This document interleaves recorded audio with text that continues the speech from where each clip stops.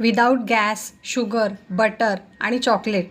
चला आज झटपट बनवूया गिल्ट फ्री चॉकलेट बर्फी, जी तुम्ही डाएटमध्ये सुद्धा अगदी मनसोक्त खाऊ शकता. अतिशय हेल्दी रेसिपी आहे आणि बनवायला अगदी सोपी आहे. रेसिपीला सुरुवात करू. इथे मी 1 वाटी भाजलेले चणे घेतलेत. त्या चण्याचे साल आपल्याला काढून घ्यायचे आणि नंतर याची छान पावडर करून घ्यायची.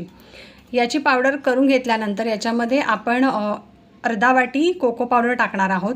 पाऊण वाटी याच्यामध्ये आपण गुळाची पावडर वापरणार आहोत. अर्धा वाटी याच्यामध्ये डेसिनेटेड कोकोनटची पावडर वापरायची आहे. अर्धा चमचा वेलची पावडर वापरायची आहे. त्यानंतर आपण याच्यामध्ये 1 चमचा पिस्त्याचे तुकडे वापरायचे आहेत. त्यानंतर आपण जे दूध गरम केल्यानंतर जी साय येते त्याचे 2 ते 3 चमचे गरमच वापरायचे आहेत. त्यानंतर आपण याच्यामध्ये 2 चमचे आता सध्या तूप टाकणार आहोत आणि पूर्ण बर्फी बनवण्यासाठी आपल्याला जवळपास अर्धा वाटी तूप लागतं.